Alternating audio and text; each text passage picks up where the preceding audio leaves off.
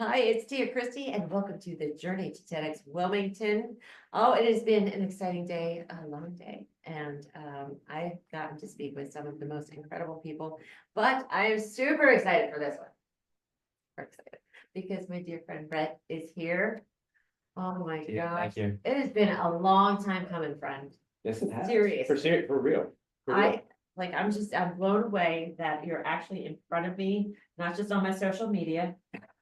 I mean, this is usually how That's nice, but it's not the same. it's not the same. Like I've gotten to hug you, we've gotten to hang out, we've gotten to chat. So this has been really, really cool.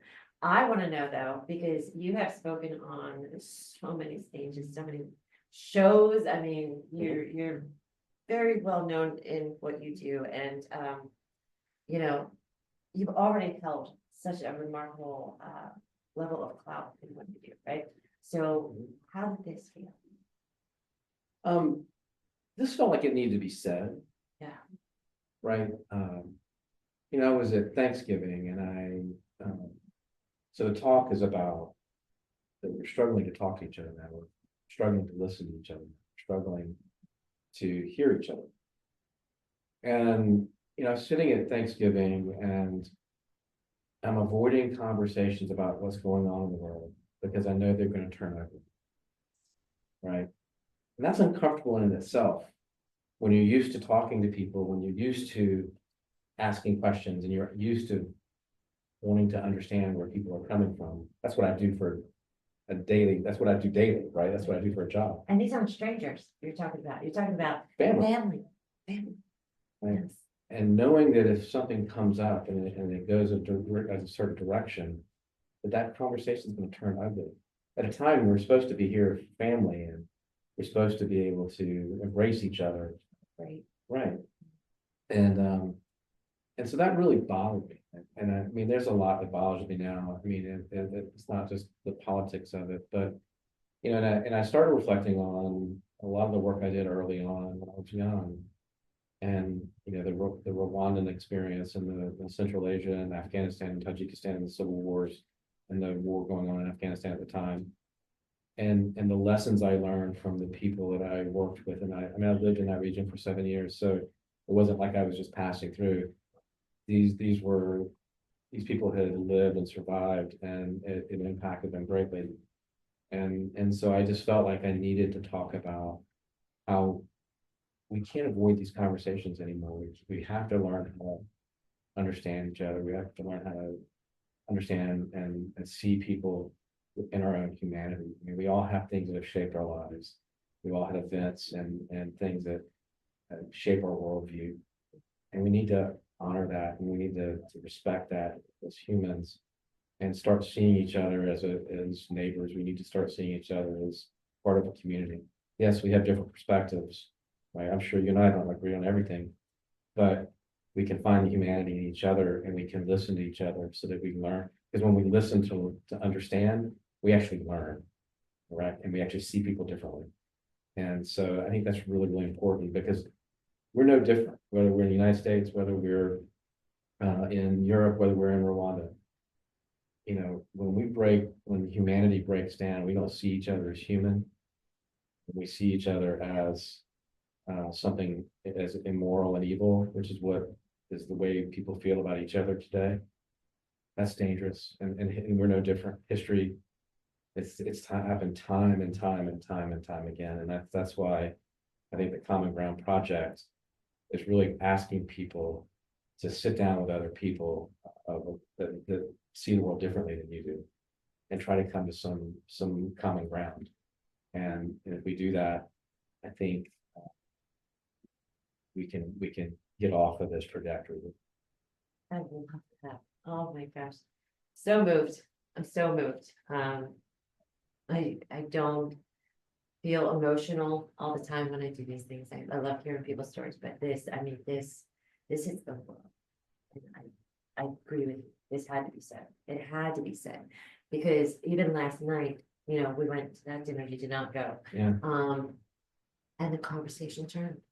And it was the most uncomfortable moment for me because I was like, this is not what this is, we're breaking bread, we're supposed to be in a joyous celebration, you know, it's TEDx weekend, and somehow it turned, and I was like, here.